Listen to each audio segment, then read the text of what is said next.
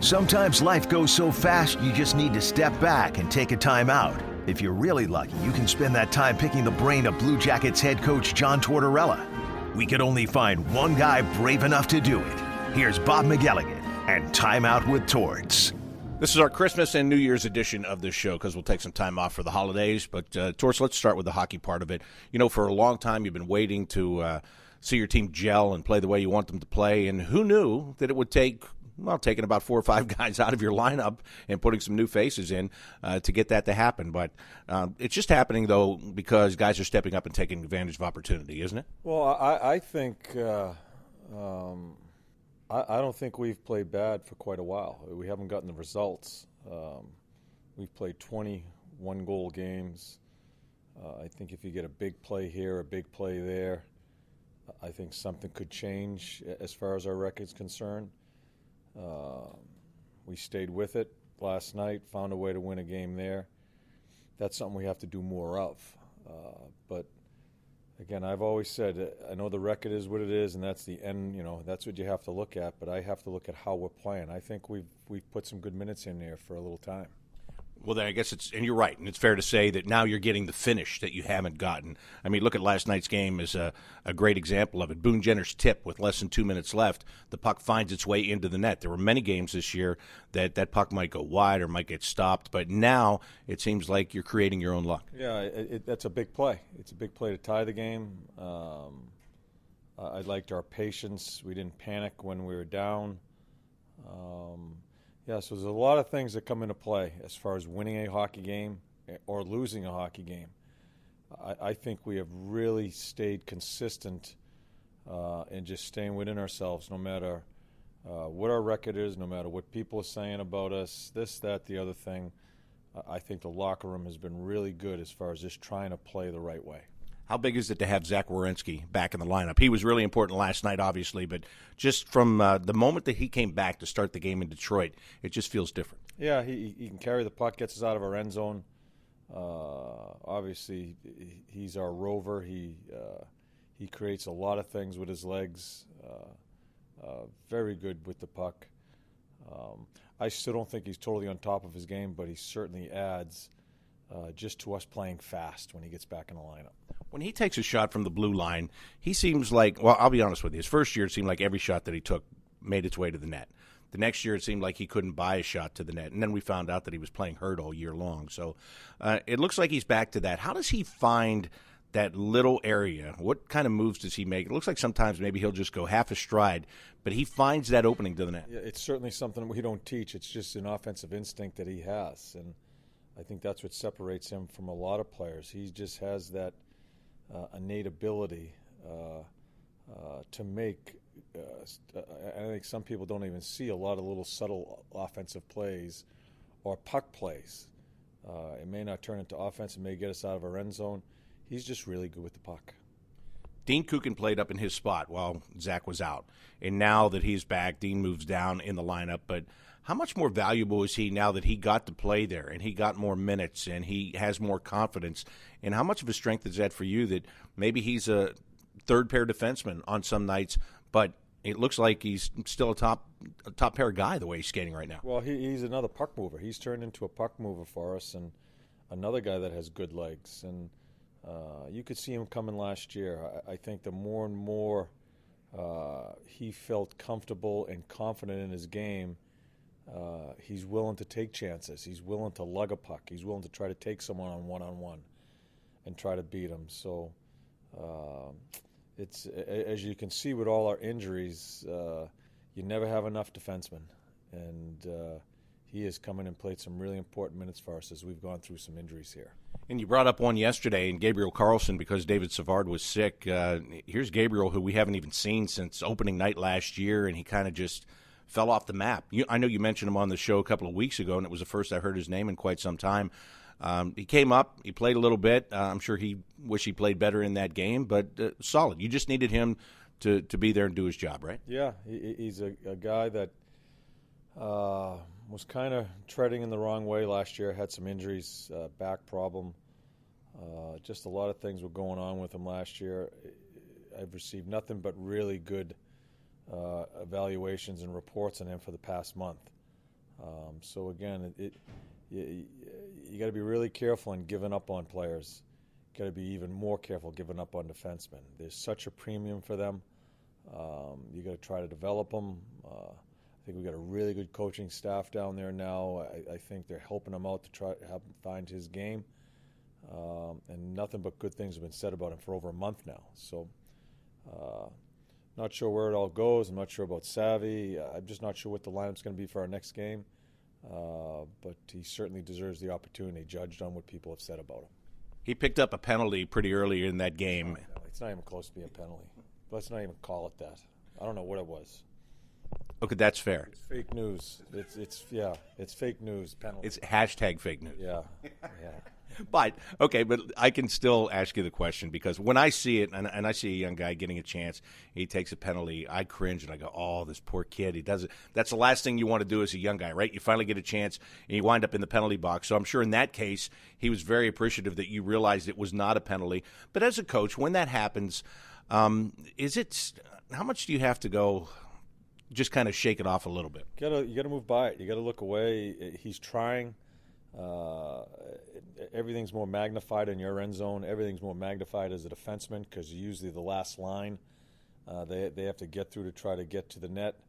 It's closer to the net. Just things are more magnified as far as a defenseman. I didn't think I moved right once I saw it on the replay. And I know Shawsey told him that it wasn't even a penalty, so we try to settle him down right away. Yeah, and I'm sure that those kids feel terrible not only when they take them, but then if a goal happens to be scored on the next power play, that's got to be the worst feeling in the world. Yeah, and that's where you got to be really careful as a coach with a young guy. And I'm not saying I do it right all the time, but I told you early in the year here with this group, another young team, and especially now with so many injuries, you have to be patient and try to help them out. Andrew Peak got hurt the other night in Detroit. He had a bad week. I mean, he takes a puck in the face on Monday. He gets his hand broken on Tuesday. And it comes at a time when he was really looked like he was starting to not figure it out, but just get comfortable with the whole situation. Yeah, he's got a lot to learn, but it's a right-handed defenseman for us. And he's, again, another guy that has kind of surprised us with just his offensive instincts. We didn't expect that, or at least I didn't, in judging some reports I got from him on him. Has played well. His name was mentioned quite a bit, him and Carly. He gets a chance, and I thought has been playing really well for us. Certainly not afraid to make a mistake. He tries to make a difference. Doesn't seem nervous at all. So it's tough luck for him to get a couple injuries right away, especially this one here. Let's move up front. Kevin Stenlund, the guy that we saw a little bit of in the past, and again, who was there, and he was at training camp, but hasn't been much talk about him. All of a sudden he comes up. You give him a chance not only to skate on the fourth line, but put him on a power play. And he picks up his first NHL goal the other night in Detroit, and just seems like he's, again, just morphing into exactly what you need at the time you need it. Yeah, we want to try to get him in as many offensive situations. That's why we put him right on a power play. He's a skilled guy. He's got a big-time shot. He needs to hit the net with it. The question is, can he play with pace? I think he's a different-looking skater that makes him look slower than he really is. But he's a big guy, a guy that eventually you like to see him in the middle of the ice. So he gets an opportunity. So I'm trying to give him as many offensive opportunities as I can, instead of just sticking him on the fourth line, juggling that with trying to get our top guys out there also. So has given us some good minutes, scores a goal, tried to put him in more spots when we had injuries with Cam going out the other night, last night. We'll see where it goes. When you say he looks slower, is it just because of his size and he's got the long strides, almost like Seth, who looks like he takes up all this ice and you don't realize how fast he did it? Yeah, you got to be really careful in judging people just in their style. I coached a guy a long time ago who was a Hall of Famer, Dave Andrechuk, and everybody thought he was a big, lazy guy. It looked like he couldn't skate, he was a funny skater, but he got there because he had the will and he competed. I think that's something Stens is going to have to learn here as a guy coming into the league. I'd like to see him in a more competitive mindset. I think he's good when he has the puck. I need to see him fight for the puck more and just be more competitive. And I think that will that will cure some of the other. He's not the quickest guy in the world. He's not going to be the fastest skater out there, but he can skate well enough to play in the National Hockey League. I just think it's a mindset of being ready to compete all the time. Do you let them come in and get settled, or do you have conversations like this right away, or how much time do you give them before you talk? It depends on the player. Stens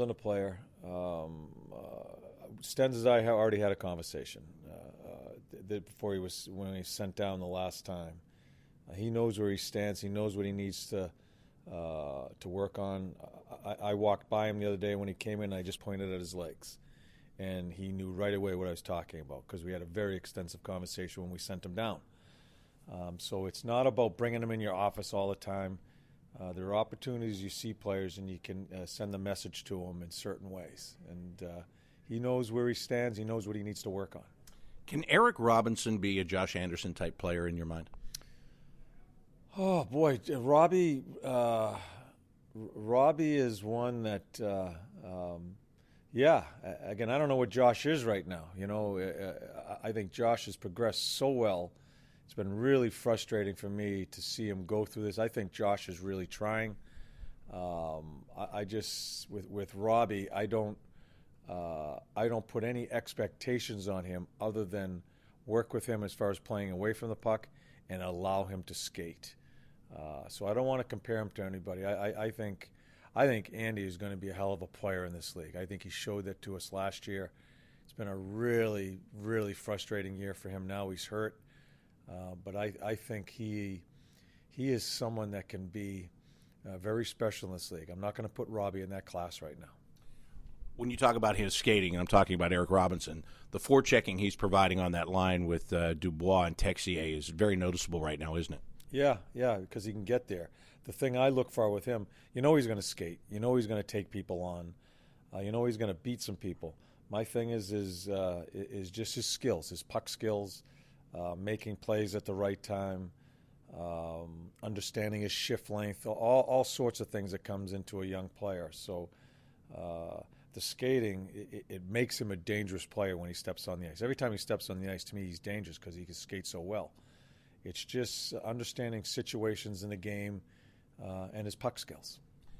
We were talking about Josh Anderson. He got hurt in the Ottawa game, and he played a couple of shifts after the fight. I don't know if he got hurt in that fight or not, but he did get hurt in the fight. So this is going to be a weird question. I can't believe I'm going to ask you this question, but he did the right thing. What I was going to say, was it necessary to fight there? He did the right thing, yeah. And he had two, and the player, I hope I pronounce his name right, Werenski. Or whatever it is, yeah. Sorry, but he's a good, honest, hard player. I don't think it was a dirty hit. It was just one of those hits. But that stuff needs to happen in the game. And I think I had I didn't put Andy out there to fight because I have to put my guys out first. Their coach came back with that defenseman. Andy saw it, and I think Andy felt he needed to step in for his teammate. That isn't dirty hockey. That is part of the game that we're losing here. I'm glad I saw him do it. I'm glad I saw Savvy do it the other night. I think that's a big part of the game that is missing in the National Hockey League. I want our team to be involved in that stuff there. Certainly not telling people, tapping on the shoulder, go fight. They know when they need to step in for teammates. I think it really helps the camaraderie and that tightness a team needs if you're going to win consistently in this league. And that's the only reason I was asking you if it was necessary, because I know Sonny kind of caught an edge and was falling down when he got hit anyway, but it looked terrible, and so for Josh to take care of that. You mentioned David Savard fighting Tom Wilson the other night. I mean, that is not a match that you normally see. No, and I felt Savvy was put in a tough spot. I think the refs could have handled that situation a little bit differently and called a penalty immediately when Wilson launches himself. He's up off the ice. I think Wilson's a really good player, a very important part of the engine of the Capitals. I didn't like the hit at all. I think he's trying to – I'm not trying to coach him, but I don't think he needs to launch himself there. I think he can play physical as he does, hard.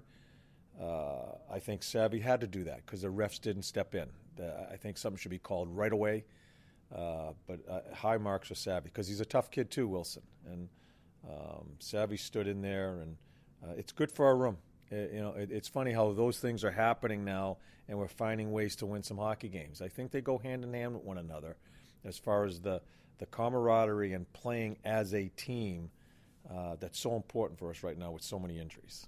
I agree with you on Wilson because I even said during the game, I don't understand why he has to go that extra mile. He can finish that hit just cleanly, and you're right, and I think you would agree with this. A lot of people in the league hate him, but I'd love to have him on my team. If he was available and somebody said, hey, you can have Tom Wilson right now, I would take Tom Wilson. There's no question about it. But I would like to see him curtail a little bit of that stuff. Yeah, and it's none of my business to how they coach him, how he plays. I think he's a really good player. And, I'll just leave it at that. I don't want to talk about too much about it. No, I understand. I get it.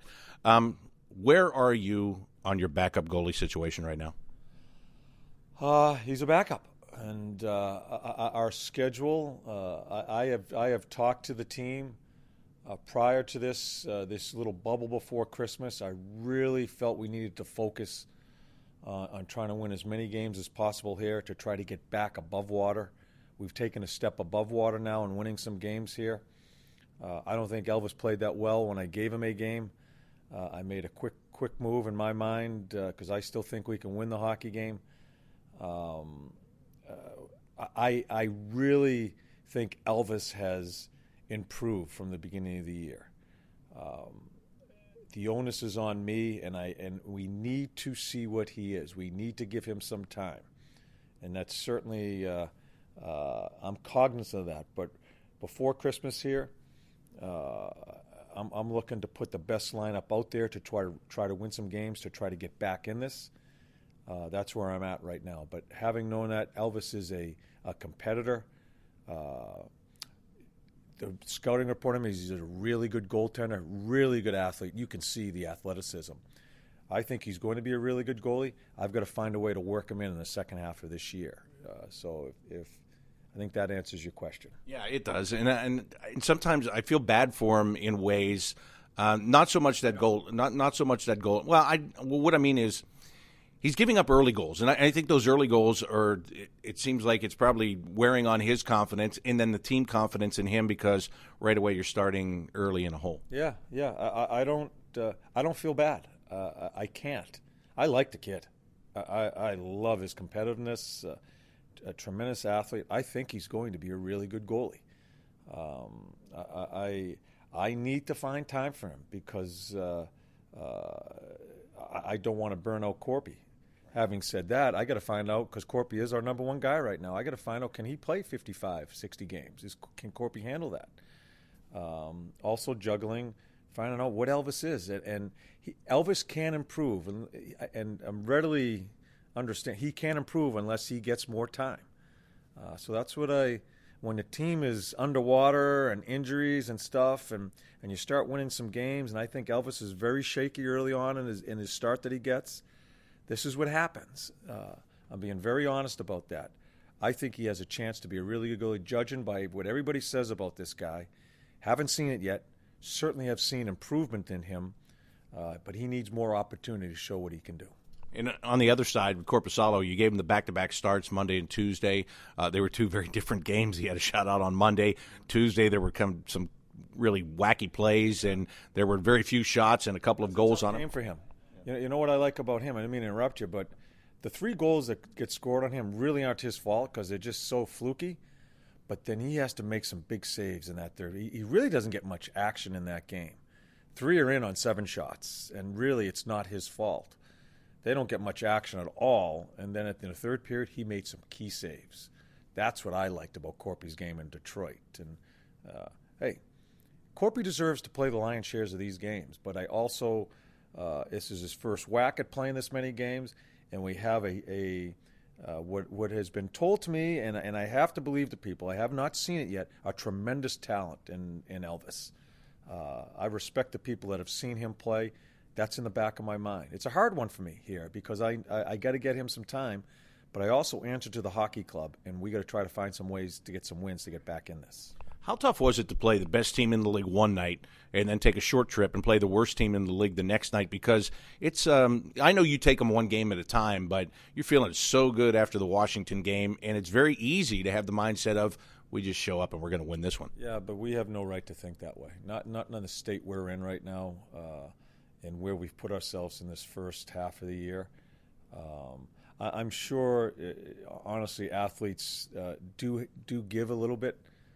That's when you need your teammates, and you need to do it as a group to find your way. And I think we've handled ourselves very well. You look at some of our underlying stats as we've gone through this whole year. We have defended really well.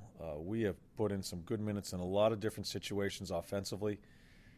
We just got to get our shooting percentage up. We have to finish, and if we finish at certain times in the 21-goal losses, maybe you get 7 or 8 more points. Look where we're at there.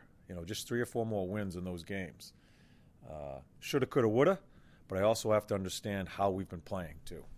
And speaking of all of that, Cam Atkinson was just starting to heat up for you before he left the game with an injury. I don't know if you know if that's going to be a long-term thing or not. Probably. He's out for a bit. Well, and that's no good either. I think it was last year, I don't know, we were in New Jersey, and you were stressing to me the importance of these points before Christmas and how much you have to stay focused, and you can't be going on holidays 2-3 days beforehand because these are going to be important points. At that time, you were in a playoff spot. At this time, you're not in a playoff spot. I'm sure it's the same message, but is it even more intensified? Yeah. Let's face it. We've kind of held ourselves in there now. But looking at today, we're still 7 points out. It's a big hole. It may not 7 points with 50 games left or whatever it is, 48, 49 games left. You may not think it's a lot. It's a lot of points. There's 4 teams in front of us. It's a big hole that we have to climb out of. So we got to keep on banging away here. And the problem is you're in the Metropolitan Division. So, like, if you look at those teams in the Atlantic Division, Buffalo is in with not that many more points than you right now, but that doesn't matter because you're looking at a wild card spot, and you've got Washington, Pittsburgh, Carolina, Philly, all those teams right there. Yeah, well, you look at the Metro, it's going to have to be one hell of a run to get involved in 1, 2, 3 of the Metro. So you're kind of looking at the wild card spot with a lot of other teams, that really good teams too, are fighting for that. So we're just I respect the team. I'm happy how they found a way the other night. I think they should feel good about themselves, but we got to get ready for each and every game. With the 3-day break coming up, are you, as a coach, able to relax over that break? I think you do. I don't think during the season your mind's always on your next lineup, especially now. I mean, we're such in a funk with our injuries. Who's coming up? You're going to find out later today. Some guys are sent down. Other guys are coming up. Those are the things I'm thinking about. And you're certainly looking at how you're playing in certain situations, how each individual's playing, what the lines are. That's never out of my mind. But I certainly try to take a few hours off and when I'm with family to not bring it home then. And I never used to do that. It was always home. But I'm trying to be fair to my family that I don't have to bring all of it home all the time. Do you like the 3-day break? How good is that for players that maybe if they're close enough they get a chance to go somewhere and get back? I know it can – they do a lot of traveling during the season, but isn't it nice that the league and the Players Association have created this little window and this opportunity over the holiday? I think it's good. I think it hopefully it helps the health of players in our league. I think you're always looking for teams to be healthy, to put on a good show. I do think the 3-day break, it turns into a little bit of a rat race because everybody wants to get away somewhere. And you try to jam it in those 3 days. I'm not sure how much they relax, but I'm not their babysitter. It's their life outside the game. They have enough of me within the room. It's their call what they want to do out of the room. Have we ever played at home since you've been here on the 27th, or has it always been a road game? I don't even remember. I don't even know. I know one time we went to Jersey, like we finished there, and then we went back there afterwards. And that, to me, that's the biggest pain. And it's because, like, you go to Washington on the 27th, so it'll be an early, like 8 o'clock, 8:30 in the morning flight. 15 flight, yeah. Practice, take a nap, and then play the game, and then come right back home. That's the real rat race when it's all said and done. Yeah. So I don't know if you can call this a break, because these guys, the players, they're going somewhere, and they're going to be busy during those 3 days. And then they get on an 8:15 flight or wherever the hell they're coming from to get to that 11:30 practice in Washington. Are you going anywhere, or is your family coming to you? I'm not sure what we're doing, quite honestly. I'm not sure. I don't know. That's how we operate in our house too. There's a general plan, and then maybe you're one of those guys where you'll get the plan and then you execute it. I owe it that to her. I'd like to just stay right here, sit my ass down right here in Columbus and stop for a little bit, but what they have to put up with, especially now with us empty nesters, what my wife has to put up with, I let her make the call, and I said, okay, just lead me away. Your gift to her. That's very nice, Torts. Thank you very much. Merry Christmas, Happy New Year. Catch up with you again in a couple of weeks. Right back at you, Bobby. That's head coach John Tortorella, and this has been Timeout with Torts. I'm Bob McElligott.